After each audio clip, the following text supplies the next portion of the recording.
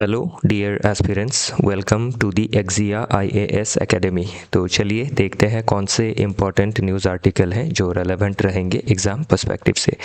तो इस एनालिसिस में मैं आपको 10-15 मिनट के अंदर सारे जो न्यूज़ आर्टिकल है उसके जो भी इम्पोर्टेंट पॉइंट है फ्रॉम एग्ज़ाम पर्सपेक्टिव वो बताने की कोशिश करूँगा, जो एग्ज़ाम के लिहाज से इम्पॉर्टेंट रहेगा। एडमिशन ओपन है, आप हमारे फाउंडेशनल कोर्स से जुड़ सकते हैं, जिसमें हम आपको कम्प्रीहेंसिव कवरेज प्रोवाइड करेंगे पूरे सिलेबस का। उसी हिसाब से स्टडी मटेरियल्स दिया जाएगा। रेगुलर टेस्ट कंडक्ट कराई जाएंगी before pre and mains. Weekly test होगा और इसका असेसमेंट आपको क्विक मिलेगा। जो भी गाइडेंस रहेगा एक्सपर्ट एंड एक्सपीरियंस फैकल्टी के द्वारा ही दिया जाएगा, जिनको फर्स्ट हैंड एक्सपीरियंस है और pre mains and interview even selection का। वन ऑन वन मेंटोरिंग के तहत आपके जितने भी डाउट है उनको कैटर किए जाएंगे। इन हाउस लाइब्रेरी फैसिलिटी भी अवेलेबल है, जिससे जुड़ के आप अपने प्रिपरेशन को और बेटर बना सकते हैं। फर्दर चीज़ों को डिटेल में जानने के लिए आप कांटेक्ट कर सकते हैं हमारे ऑफिशियल कांटेक्ट नंबर पे, जो है 6002417488। तो चलिए देखते हैं आज का पहला article. Concern over racial attack on north east students.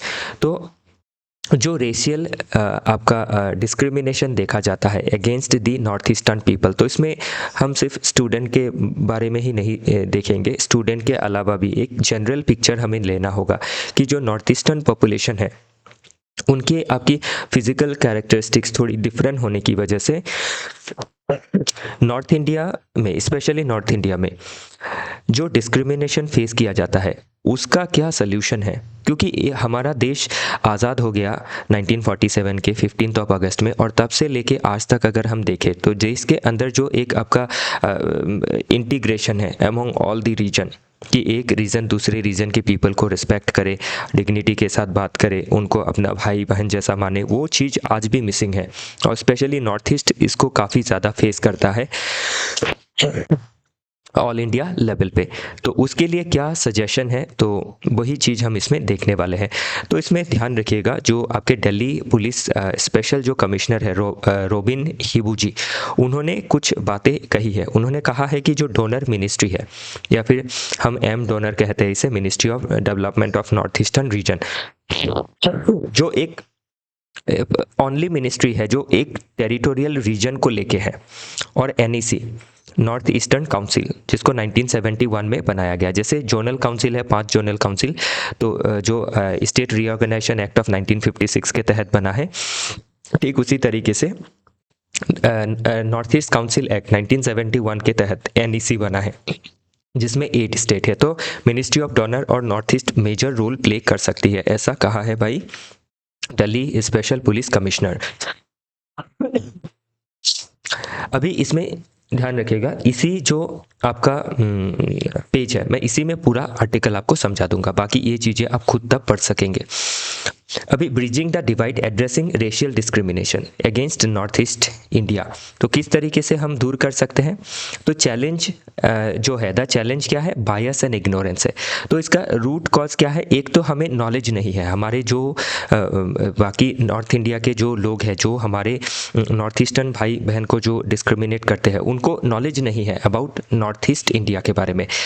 जो कल्चरल अवेयरनेस होना चाहिए नॉर्थ ईस्ट इंडिया के बारे में, वो नहीं है, वो इसका एक बहुत ही बड़ा रूट कॉज है। दूसरा अगर देखें तो एक लैंग्वेज का बैरियर देखा जाता है। तो जो लैंग्वेज होती है, जैसे नॉर्थ इंडिया में स्पेशली हिंदी बोली जाती है, और नॉर्थ ईस्ट में हिंदी का प्रचलन काफ़ी कम है। तो यहाँ से जब हमारे भाई बहन आपकी समझ लीजिए कि दूसरे पार्ट में जाते हैं, तो वहाँ पे उनके साथ काफ़ी ज़्यादा डिस्क्रिमिनेशन या फिर बैरियर उनको फेस करना पड़ता है। स्पेशली नॉर्थ ईस्ट के जो भी आपके माइग्रेशन करते हैं in other parts of India, internal migration, तो उसमें स्पेशली जॉब के लिए और एजुकेशन के लिए जाते हैं।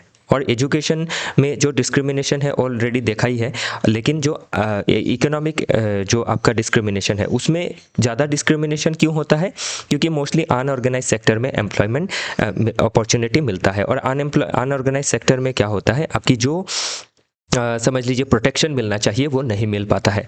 इंस्टीट्यूशनल गैप देखा जाता है कि आपका जो dedicated north east grievance cell होना चाहिए वो नहीं है। दिल्ली में है, लेकिन दिल्ली पुलिस के अंदर है, लेकिन दिल्ली के बाहर डिफरेंट स्टेट, जैसे हाल ही में आपके अगर देखें तो उत्तराखंड के देहरादून में त्रिपुरा के जो स्टूडेंट है उनको उनकी हत्या कर दी गई जस्ट बिकॉज कि वो आपके दिखने में थोड़े डिफरेंट थे लेकिन थे तो भारतीय ही। तो उनको चिंकी चाइनीज़ करके पुकारना या फिर आपका जो बायसनेस है वो दिखाना, ये सभी चीज़ जो है एक्सेप्टेबल नहीं है। तो अभी वही चीज़ क्या है जो आपकी डिस्क्रिमिनेशन फेस की जाती है। तो जो व्यक्ति डिस्क्रिमिनेशन फेस करता है उसके लिए पुलिस का व्यवस्था होना चाहिए, स्पेशल डेडिकेटेड सेल होनी चाहिए। तभी क्या है जो प्रॉब्लम है उससे हम निपट सकते हैं। मीडिया का एपैथी भी देखा जाता है। तो जब भी कोई जैसे किसी का हत्या हो गया तो वो न्यूज़ को काफ़ी बढ़ा चढ़ा के उसको सेंसेशन बना दिया जाता है। तो उसको ना करते हुए, सेंसेशनलिज्म को ना फैलाते हुए, जो डे टू डे इग्नोरेंस है, जो डिस्क्रिमिनेशन है ऑफ नॉर्थ ईस्टर्न पीपल, उसको ज़्यादा दिखाना ज़रूरी है कि डे टू डे किस तरीके से डिस्क्रिमिनेशन फेस कर रहे हैं और किस तरीके से इसको टेकल किया जा सकता है, वो दिखाना ज़्यादा ज़रूरी है। देन जो आपकी सेंसेशनलिज्म है उससे बचना ज़रूरी है। मतलब न्यूज़ तो हर न्यूज़ को ही दिखाना है। किसी की हत्या हो गई है वो भी ऑब्वियसली वो देश उसको जानना चाहिए कि किस तरीके से डिस्क्रिमिनेशन हुआ है। इवन डिस्क्रिमिनेशन का मतलब इतना ही ज़्यादा डिस्क्रिमिनेशन है कि किसी को जान से ही मार दिया गया है, तो वो एक्सेप्टेबल नहीं है। ये आर्टिकल 21 के खिलाफ है, ये देश की यूनिटी इंटीग्रिटी के खिलाफ है, ये देश की मल्टीकल्चरलिज्म के खिलाफ है। तो इसीलिए क्या है, आपकी जो मीडिया है उसको पूरे देश का कल्चर, स्पेशली नॉर्थ ईस्ट का कल्चर को भी फोकस में लाना चाहिए कि नॉर्थ ईस्ट इतना कलरफुल है, इतनी कलरफुल यहाँ की ट्राइब है, यहाँ के जो भाषा है, यहाँ की जो आपकी आभूषण है, यहाँ के जो खान पान है, तो बहुत कुछ है जो दिखा सकती है। तो उन चीज़ों को दिखाना चाहिए, तभी जो बाकी रेस्ट ऑफ इंडिया है वो जान सकेंगी कि इंडिया का जो नॉर्थ ईस्ट इंडिया है, इंडिया के अंदर जो नॉर्थ ईस्ट इंडिया है, जो 8 स्टेट्स को कंप्राइज करती है, वो भी इक्वली इंडिया का ही हिस्सा है। वो पीपल जो है वो इंडिया के ही है, वो अलग नहीं है, वो चाइनीज नहीं है। तो वो चीज़ जो है मीडिया को दिखाना ज़रूरी है। Instigate insights and context. तो क्या इंसाइट एंड क्या कॉन्टेक्स्ट है? तो अथॉरिटी वॉइस में अगर देखें तो रॉबिन हिबू जी ने ऑलरेडी कहा है कि जिस तरीके से दिल्ली पुलिस में स्पेशल नॉर्थ ईस्ट सेल है, उसी तरीके से बाकी स्टेट्स में भी इसका जो आपका इंस्टीट्यूशन है उसको बनाना ज़रूरी है। तो एक सिस्टमेटिक फेलियर देखा गया है, तो उसको ठीक करना है।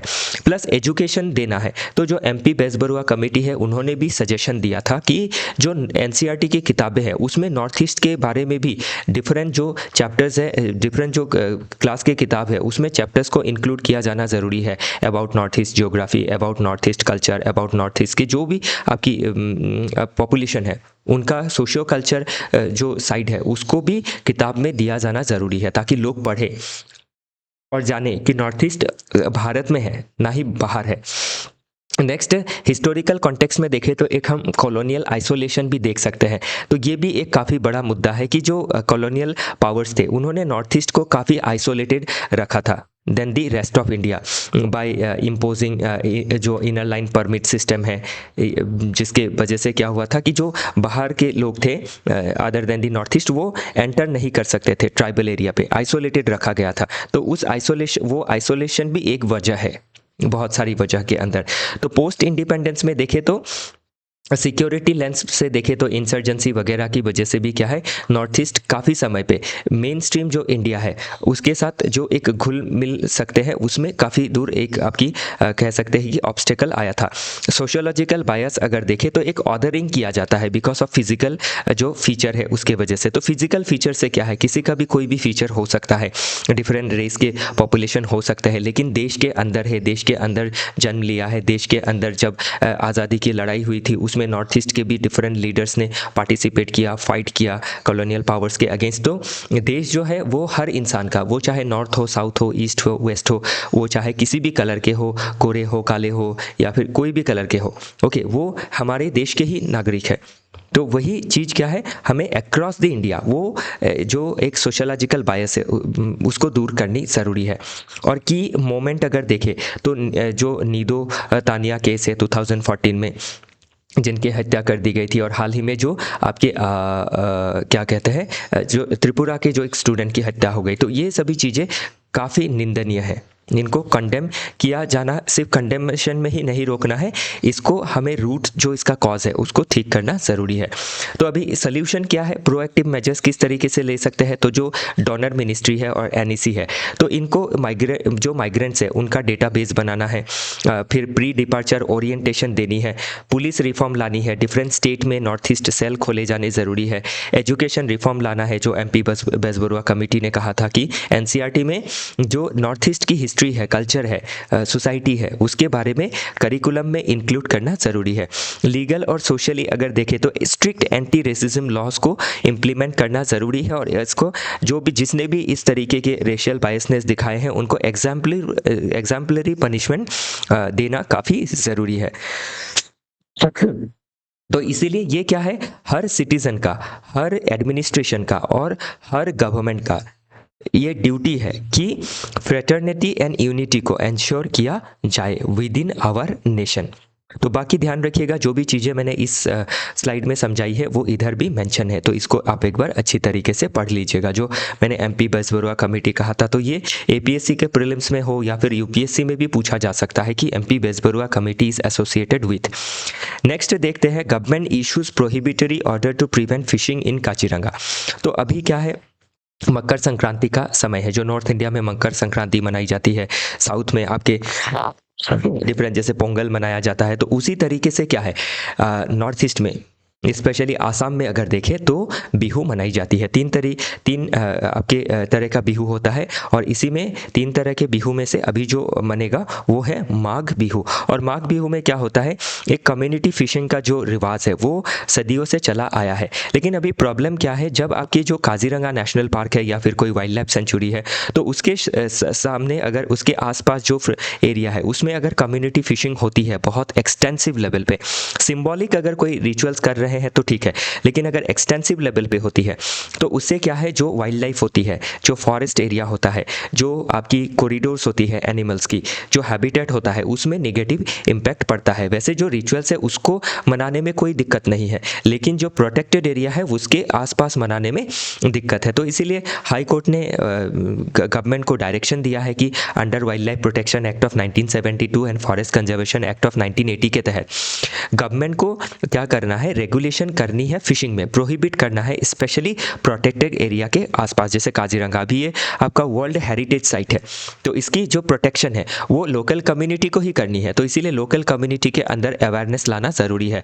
और जो एक आपकी क्या है, कल्चरल सेटिस्फैक्शन की भी बात है, तो उसके लिए हम क्या कर सकते हैं, कोई अल्टरनेट ढूंढ सकते हैं, सिंबॉलिक फिशिंग जैसे जो है वो हम कर सकते हैं, ताकि जो कम्युनिटी है उसकी सेंटीमेंट भी हर्ट ना हो। तो Kaziranga fishing ban enforced, protecting our heritage upholding the law. तो प्रोटेक्ट करना है हैबिटेट को, और जो फिशिंग है वो बहुत ज़्यादा मास लेवल पे होता है, तो ये आपकी क्या है, पूरी जो आपकी एटमॉस्फेयर जो इकोसिस्टम है उसको ख़राब कर सकती है। तो गुवाहाटी हाई कोर्ट का डायरेक्टिव था, और इससे गुवाहाटी हाई कोर्ट ने कौन कौन सी बातें कही, 72 का वाइल्ड लाइफ प्रोटेक्शन एक्ट को दोहराया, फॉरेस्ट कंजर्वेशन एक्ट को दोहराया, और स्टेट का दायित्व भी बताया कि आर्टिकल 48A के तहत दायित्व है। और इसी के साथ ध्यान रखिएगा, आपका पार्ट 4 आर्टिकल 51 फंडामेंटल ड्यूटीज़ के तहत सिटीज़न का भी ड्यूटी है कि वाइल्ड लाइफ हो, फ्लोरा फोना हो, उसको हमें प्रोटेक्ट करना ज़रूरी है। तो थ्रेट किसको है, अभी जो एंडेंजर्ड वन हॉर्न राइनोसोरस है, फिर बहुत सारी माइग्रेटरी बर्ड्स आती है, 42+ फिश स्पीशीज़ है, और इस समय क्या है, फिश जो है वो अंडे भी देती है। तो इसीलिए क्या है, अगर अंडे को ही, अगर छोटे छोटे फिश को ही खा जाते हैं या अंडे को तबाह कर देते हैं, तो इससे क्या है, फिशिंग इकोनॉमी भी कोलैप्स हो सकती है, तो वो ध्यान रखना है। और वेटलैंड का इकोसिस्टम भी खराब हो सकता है, तो उसको भी प्रोटेक्ट करना है। तो एक्शन में क्या है, administration and police high alert पे है, लार्ज स्केल कम्युनिटी फिशिंग में कर्व लगाई गई है, और वही चीज़ इसमें हम एनफोर्स किया हुआ देख सकते हैं। तो गोल क्या है, बायोडाइवर्सिटी को बचाना है, वर्ल्ड हेरिटेज साइट है यूनेस्को का, तो उसको भी बचाना है। और ये हमारे लिए काफ़ी गौरव की भी बात है कि हमारे देश में एक यूनेस्को वर्ल्ड हेरिटेज साइट है, जो वर्ल्ड के डिफरेंट पॉपुलेशन को अट्रैक्ट करता है, और हमें एक क्या करता है, लाइवलीहुड प्रोवाइड करता है, और हमें प्राइड भी देता है। ओके, तो इसीलिए सेलिब्रेट करना है, लेकिन रेस्पॉन्सिबल सेलिब्रेशन करना है। बाकी ये सभी चीज़ें आप देख लीजिएगा, मैंने आपको जो चीज़ें मोटा मोटी समझा दी है। नेक्स्ट अगर देखें तो Assam gives rhinos cobras to MP to receive tigers. तो अभी क्या है, इसमें एनिमल स्वैप किया जाएगा। तो आसाम मध्य प्रदेश को कुछ एनिमल्स देगी और मध्य प्रदेश आसाम को कुछ एनिमल्स जो है प्रोवाइड करेगा। तो great Indian wildlife exchange conservation के पर्सपेक्टिव से ये हमें देखना है। तो Assam and Madhya Pradesh partner to restore ecosystem and biodiversity. तो क्या क्या कैसे एक्सचेंज होगा ये प्रीलिम्स में बन सकता है, और स्टेट्स क्या एक्शंस ले रही है वो भी पूछा जा सकता है। तो फ्रॉम आसाम टू एमपी क्या जाने वाला है, 50 एशियाटिक वाइल्ड बफेलोज जाने वाली है। 3 बैचेस में जाएगा ओवर 3 ईयर्स। फिर 1 हॉर्न राइनोसोरस भी जाने वाली है, और कोबरास को भी भेजना है 3 कोबरास को भेजा जाएगा। और हम एमपी से क्या रिसीव करेंगे, 1 पेयर ऑफ टाइगर, 2 टाइगर आएंगी और 6 क्रोकोडाइल आएगा। तो डेस्टिनेशन इन असम कहाँ रखा जाएगा इनको, वेरियस प्रोटेक्टेड एरियाज जैसे national park and wild life sanctuaries. फिर डेस्टिनेशन अगर देखें आसाम से जो एनिमल्स जा रही है वो कहाँ रहेंगी, कान्हा टाइगर रिजर्व में बफेलो रहेंगे। राइनोस एंड कोबरास जो है वो वन बिहार नेशनल पार्क में रहेंगे। तो ये नेशनल पार्क्स के नाम भी ध्यान रखने हैं, ये पूछे जाते हैं। ओके, तो spotlight return of the ecosystem engineer. तो ये काफ़ी इकोसिस्टम को इंजीनियर करती है। जैसे एशियाटिक वाइल्ड बफेलो है ना, ये जो आपकी ग्राजिंग करके क्या होती है, आपका जो फील्ड है उसको क्लियर रखती है ताकि घास फ्रेश उग सके, और इससे जो आपके हार्बीवोर है वो बेटर चर सके। और जब बेटर चर सकेंगे, जो घास जब बेटर रहेगी, क्योंकि अगर घास को खाया नहीं गया तो इससे क्या होगी, उसमें ट्री बनने लगेंगी, तो घास का इकोसिस्टम खराब हो जाएगा। तो इसीलिए क्या है, घास जब चर लेंगी, ये आपकी वाइल्ड एशियाटिक बफेलो हो या फिर डियर हो, तो इनको खाने के लिए क्या होगी, टाइगर्स आ जाएंगी। तो इससे क्या है, जो फूड चेन है वो बना रहेगा। न्यूट्रिशन साइकिलिंग जो है ठीक रहेगा, हैबिटेट जो है वो क्रिएट रहेंगे। तो जो प्रे बेस है टाइगर के लिए वो भी ठीक रहेगा। तो इसीलिए काफ़ी ज़रूरी है कि हम क्या करें, आपकी ये जो स्वैप है इसको अभी तो क्या है, अब बैच वाइज किया जाएगा, तो देखा भी जाएगा कि कैसे क्या करना है। तो वाइल्ड लाइफ जो इंस्टीट्यूट है देहरादून में है, उसके द्वारा सारी चीज़ें रिसर्च करने के बाद ही ये फाइनलाइज किया गया है। नेक्स्ट है China PoK corridor illegal says India. तो अभी ध्यान रखिएगा कि जो चाइना है वो अब चाइना पाकिस्तान इकोनॉमिक कॉरिडोर बना रही है, और इसको ये इलीगल है। क्यों इलीगल है, क्योंकि ये जो पाक ऑक्युपाइड कश्मीर है उससे गुजर रही है। और सक्षम वैली जो है, तो ये सक्षम वैली जो है ये पीओके का पार्ट है, जो हमारा था 1947 में जब आपकी कन्फ्लिक्ट हुई थी, तब इसको पाकिस्तान ने कैप्चर कर लिया था। और उसके बाद क्या हुआ, ये डिस्प्यूटेड टेरिटरी रही है, क्योंकि ये legally it belongs to India. तो इसमें अभी क्या है, चाइना ने पाकिस्तान ने क्या किया है, पीओके का जो सक्षम वैली है वो चाइना को दे दिया है। तो ये भी इलीगल है, ये जब दिया था तभी इलीगल था, और अभी इसके ऊपर जब आपकी हाईवेज डेवलप हो रही है तो उसको भी लेके हम इसमें अपनी ऑब्जेक्शन जता रहे हैं। क्योंकि सक्षम वैली क्या है आपकी, अगर देखें तो मैप इसमें होगा, मैप नहीं है। ओके, तो अगर देखें तो सक्षम वैली जो है वो सियाचिन ग्लेशियर के नॉर्थ में है।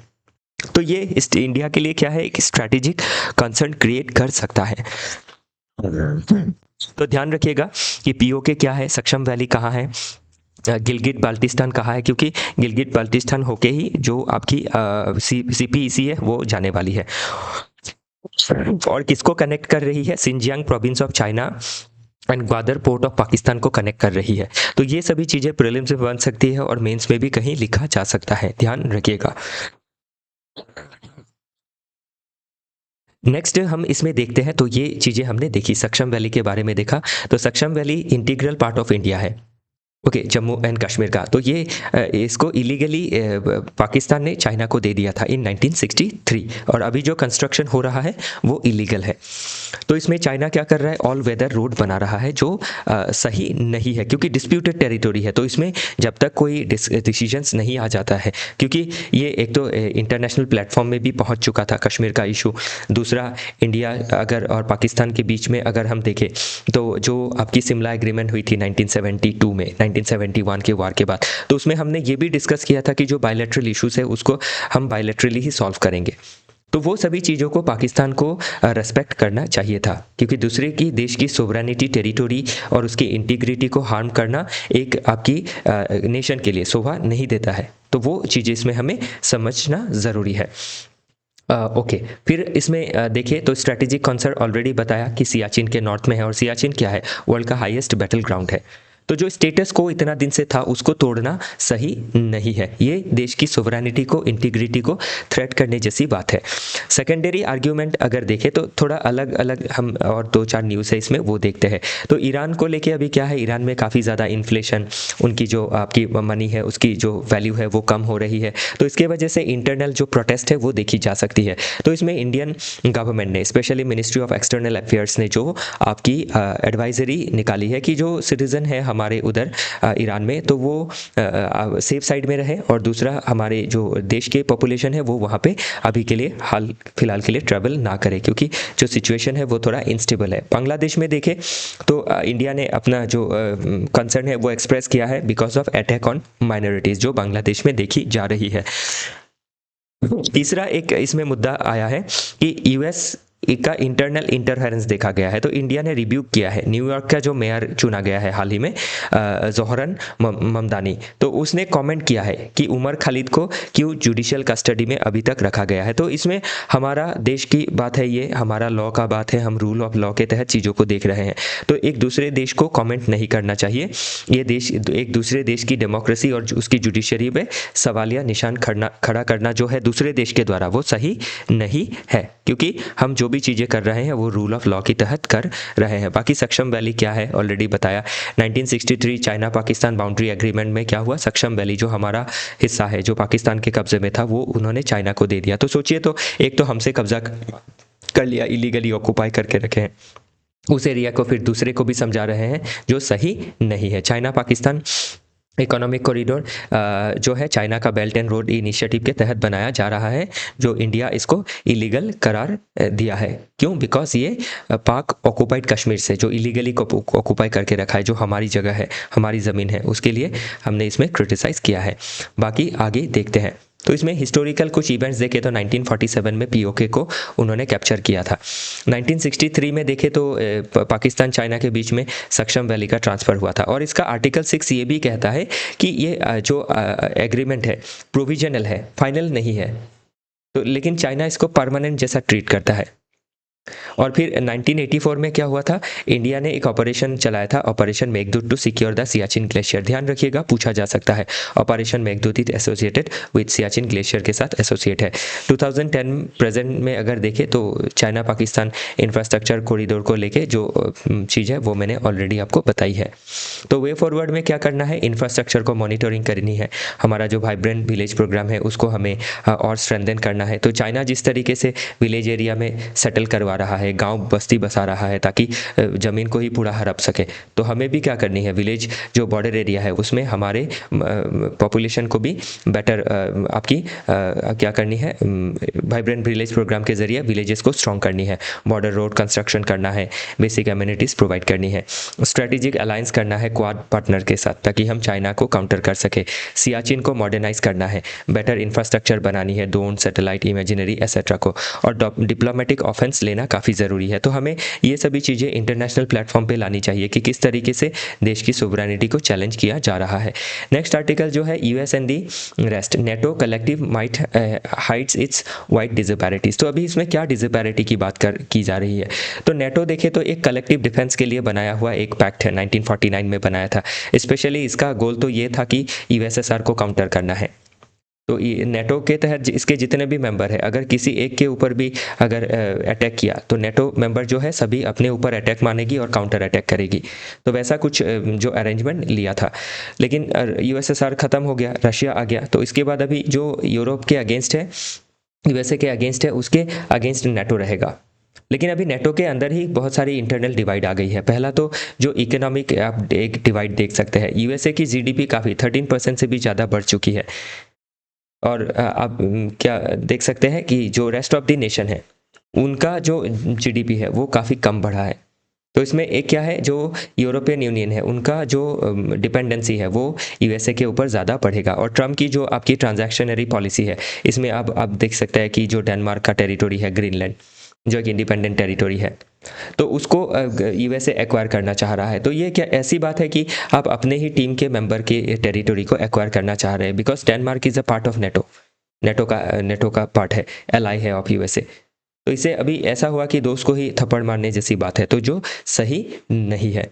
तो वही चीज़ इसमें हम देख सकते हैं। और एक क्या है, आपका पावर का भी इम्बैलेंस देखा गया है, क्योंकि मनी का इम्बैलेंस मतलब पावर का इम्बैलेंस।